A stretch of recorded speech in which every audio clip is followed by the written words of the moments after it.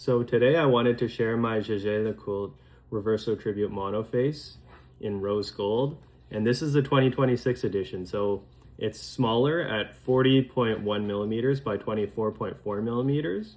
And you can tell this one from the 2025 version apart easily. It's because this one doesn't have the small second style. So it comes with a beautiful Milanese bracelet. And this is made of over 100 gold threads woven together and hand finished. So given how hard it is to make these, you can also imagine they're pretty hard to purchase as well. The 2025 version is still being resold for double the retail price. I see people reselling those for up to $80,000. So it's still pretty crazy. Because these are limited production. There's only 200 pieces and it takes a long time to craft these. So you'll have to get into a long wait list. So somehow I got really lucky and I managed to get this one, the 2026 edition. And the sales associate told me that this is actually the first allocation in USA and the LA flagship store only had one. So I walked out with that the same day.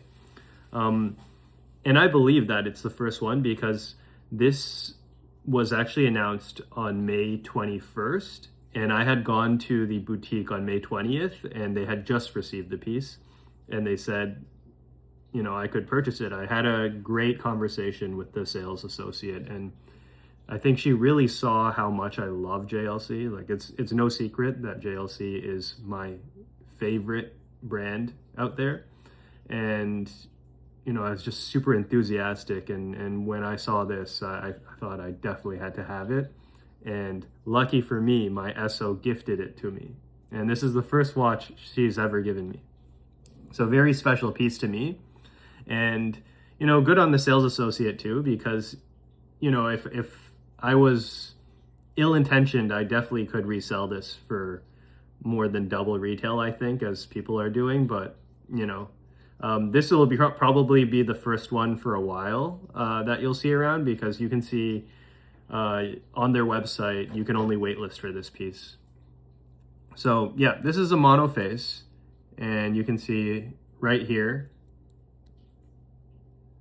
a beautiful back that I am going to get an engraving on. So honestly, I love this bracelet. It is so comfortable. And you know, sometimes you might gain weight, you might lose weight. This, you can see this bracelet, it goes in here and it goes all the way around. So you can actually, you know, adjust it easily. You could pass it on to your children. What's interesting is the fact that when it wraps around like this, it actually makes it really comfortable, because sometimes, you know, as you're flexing your arm, moving it around, it will push this. This actually acts like a little spring, and it keeps the watch secure on your wrist, and it makes it really comfortable. So yeah, that's a really great bonus. The only thing I would say is, if you're not careful, you could get your skin stuck in here, which happened to me, and I didn't know what to do.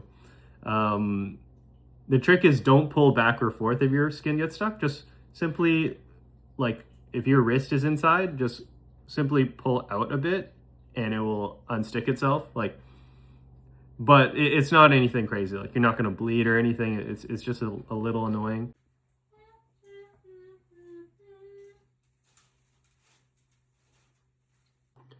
So overall, I'm very happy with this purchase, and this is my favorite watch that I own right now.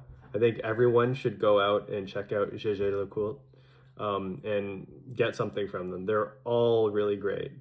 Historically, they've been known as the watchmaker's watchmaker, and they have a lot of heritage behind them. You know, the holy trinity of watches, you probably heard, like AP, Patek Philippe, Vacheron, they all used JLC movements in their most iconic watches.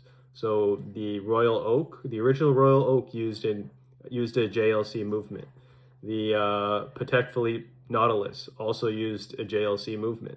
And the Vacheron Overseas in 222 also used JLC movement. So this brand, they have been making such intricate timepieces, you know, very amazing movements and complications. And they've been selling at prices that you could call a steal compared to the other brands who are using their movements. And as an engineer, I really appreciate this, and their customer service is super good. They're not like those other brands where they try to make you feel like you're lucky to be there, you know, like the sales associates looking down on you. No, they are amazing. They're fantastic.